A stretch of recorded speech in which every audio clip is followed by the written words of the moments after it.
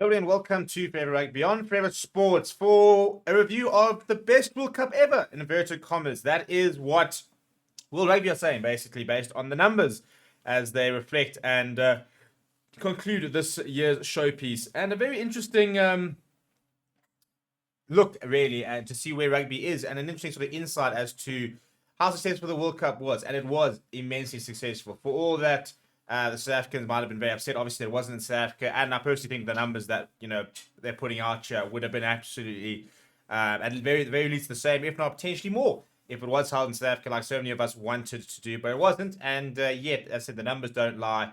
A very successful tournament. Before we look at some of the numbers and sort of go through the tournament as a whole, please do smash a like on the video. Please do subscribe to the channel as well. Right, so in reflecting on the World Cup, World Rugby released a whole statement sort of talking about some of the numbers, and it says that it will leave a legacy of harmony, growth, and sustainable responsibility. That is what is being termed. So in terms of what the organizers have said, World Rugby Chairman Sir Bill Beaumont said that France 2023 was our greatest celebration of togetherness and a fitting 200th birthday party for our sport. We witnessed compelling action throughout, full stadia and vibrant, engaged host cities. On every level, it smashed records and broke boundaries. But above all, it showcased the best of rugby, the best of friendship, and the best of France. Congratulations to world champion South Africa, silver medalist New Zealand, bronze medalist England, and to all the teams who captivated and inspired. I would like to also extend special congratulations to the teams behind the teams, our excellent match officials, the welcoming volunteers, wonderful fans from the world, and of course, the French public who embraced our tournament and passed it on to Australia enhanced. Thank you. He went on to say that special relationships make special events, and I'd like to pay tribute to President Macron, Sports Minister Amelia Oudéa-Castéra, Florian Grill, and our French rugby friends, and Jacques Rivière and the France 2023 Organising Committee for delivering what will be remembered as one of the greatest sports events, rugby's biggest and greatest celebration of togetherness.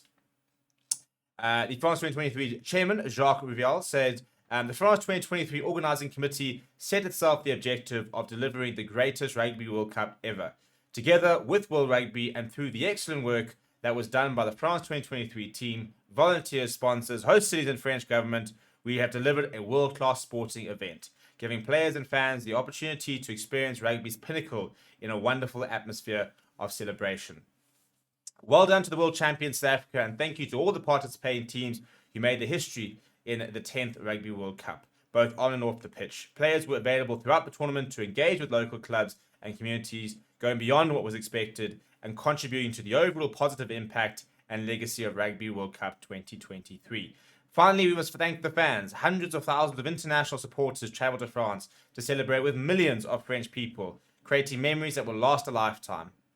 This celebration of togetherness is theirs, and how this Rugby World Cup will be remembered in years to come. Let's go through some of the numbers, shall we?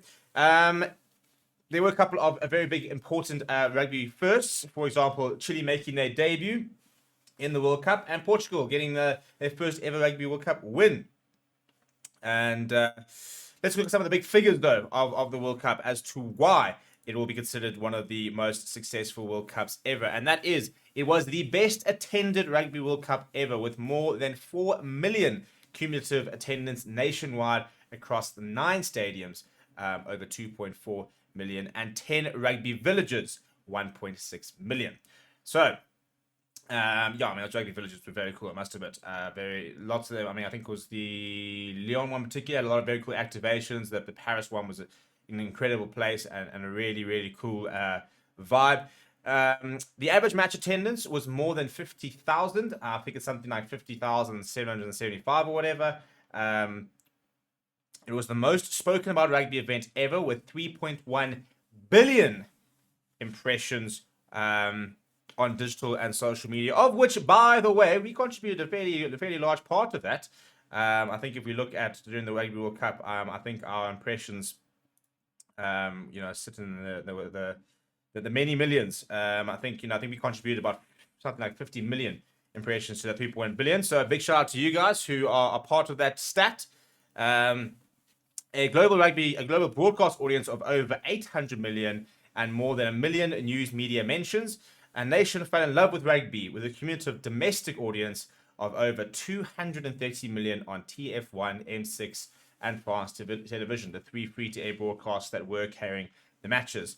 There were 4,400 volunteers, which welcomed 600,000 international fans, and a tournament that showed the best of rugby with 325 tries across the 48 matches. There was obviously a lot of CSR programs and stuff like that, so corporate social responsibility. There was €1 million raised for the tournament's official charity.